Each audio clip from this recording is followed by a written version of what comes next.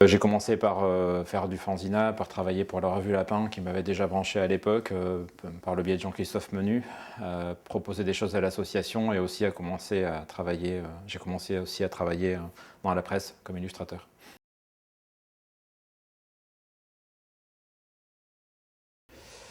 Je travaillais pour des journaux comme Libération où on traitait de plus en plus des sujets de société, des trucs absolument inintéressants. Je me souviens avoir illustré un article sur « Faites attention en ouvrant des huîtres, vous allez vous blesser la main », par exemple, au moment des fêtes de Noël. Donc on se dit, tiens, qu'est-ce que je suis en train de faire là?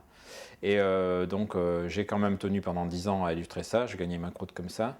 Mais je m'emmerdais tellement que petit à petit, il y a eu une sorte d'excroissance qui s'est passée dans mon travail, quoi.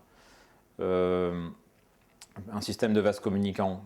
Je voyais que mon travail de dessinateur de presse n'allait déboucher au mieux que sur des dessins pourris, avec une carrière qui allait lentement décliner jusqu'à la déprime et l'alcoolisme vers 45 ans. Donc je me suis dit, je me suis rien dit du tout. En fait, ma créativité, elle s'est barrée ailleurs, quoi. Elle s'est transvasée vers ce truc bizarroïde qui est le travail sur les tampons.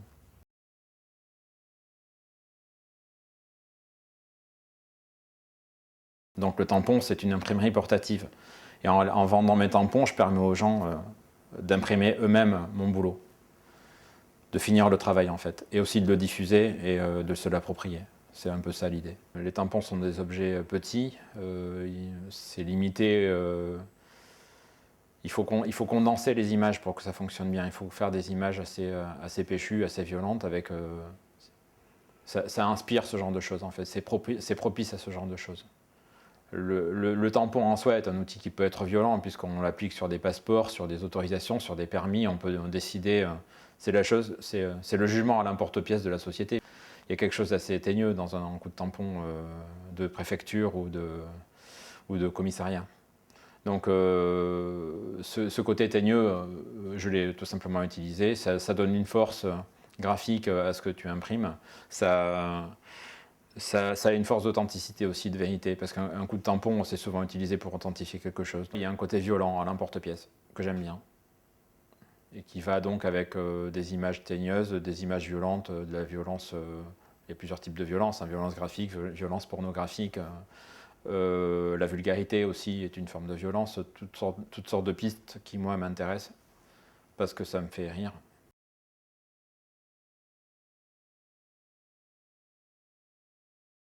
Le collège de pataphysique, j'en avais entendu parler en lisant les articles de Boris Vian, publiés chez 10-18, je crois, où il parlait du docteur Faustrol et où quelques-uns de ses courriers étaient reproduits. Mais le déclic s'est vraiment fait avec la pataphysique quand j'ai vu en l'an 2000 un livre qui s'appelait « Les très riches heures du collège de pataphysique » aux éditions Fayard, je crois, où le travail des sous-commissions, le travail du collège, en fait, était détaillé avec une iconographie assez riche. Et j'ai vu que, notamment, une sous-commission des tampons existait. Moi, à cette époque-là, j'avais mon travail de tampographe qui était en train de prendre forme. Et je me suis dit, tiens, je me demandais ce que j'allais en foutre, en fait, parce qu'il y avait ce machin-là qui poussait. C'était bizarroïde, je ne savais pas du tout ce que j'allais en faire. Et j'ai vu qu'il y avait cette sous-commission des tampons qui existait. Donc j'ai envoyé un courrier au pataphysicien, j'ai juste chopé l'adresse.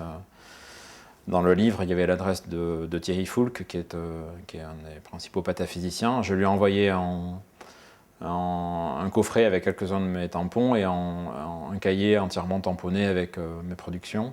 Et puis ils m'ont répondu, à ma grande surprise, ils m'ont répondu un mois plus tard, pour me dire de prendre en charge les activités de la sous-commission des tampons, puisque plus personne ne s'en occupait. Donc c'est comme ça que je suis rentré au collège, en fait.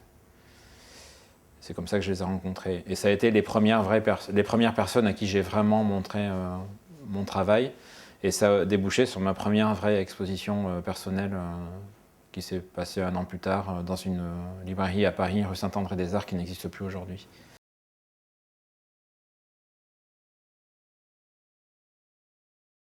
À la base, moi, j'aime pas du tout faire des livres. C'est vraiment pas mon truc. J'ai pas une attirance pour l'objet. Je trouve qu'il y a une sacralisation du bouquin qui me gonfle. C'est pas l'alpha et l'oméga de la création, faire un livre. Et en fait, j'ai fait le tampographe parce que j'en avais marre du système éditorial. Je m'emmerdais à faire des bandes dessinées. Je ne trouvais plus mon intérêt en lisant les œuvres de mes collègues. Donc j'ai en quelque sorte pris le maquis. Je suis rentré dans mon atelier et j'ai fait ce que je voulais sans passer par le support du livre. Internet a permis de se dispenser de faire des livres. J'ai créé un blog, c'était très très simple à faire. En 2 clics, on y arrive, et puis j'ai mis mes choses en ligne comme ça. Donc mon travail a eu une existence par Internet. C'est vraiment comme ça que ça a pris, quoi. En fait, en tout cas au début, j'ai eu une audience de plus en plus forte, enfin comme tous les blogueurs, quoi. Enfin, et puis ça a fonctionné comme ça. Alors après, il se trouve que je connais quand même beaucoup de gens qui sont quand même des obsédés de la chose imprimée et qui m'ont dit il faut vraiment que tu en fasses un livre, il y a quelque chose d'intéressant à faire avec ça. Et je me suis dit, ils ont peut-être quand même pas entièrement tort, parce qu'un blog, c'est quand même malgré tout qu'un peu d'électricité, et que bon, c'est de l'internet, c'est de l'électricité, c'est volatile tout ça. J'avais envie de donner un peu une forme plus définitive, enfin d'enregistrer mon boulot de manière un peu plus solide. Donc Menu m'a proposé, Jean-Christophe Menu des éditions de l'association m'a proposé de faire un bouquin. J'ai mis plus de 3 ans avant de trouver une forme qui me paraît satisfaisante, et puis j'ai fini par le faire.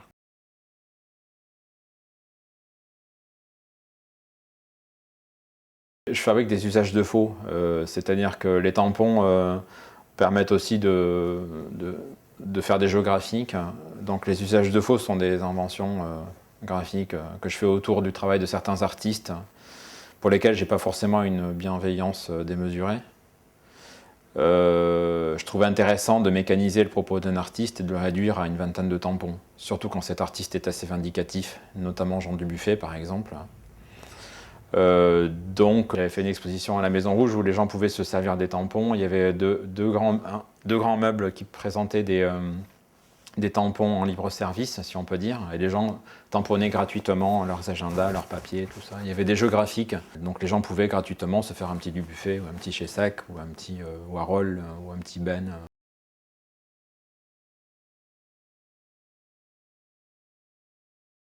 J'ai juste fait des compositions à l'intérieur de cadres, des accumulations qui en fait sont le fond de mon atelier. J'ai fait une sorte de rafle. Ça enregistre, si tu veux, ce qui traîne dans mon atelier au moment où je fais l'exposition, je le colle, je fais une composition plastique avec ça, et je ne cherche pas plus loin.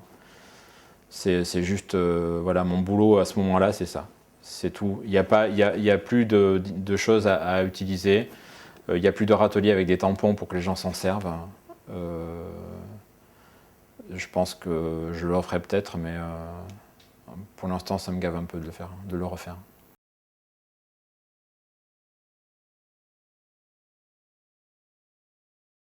Les gens que j'aime bien n'exposent pas beaucoup, en fait. J'aime bien le travail de Ludovic Levasseur, par exemple.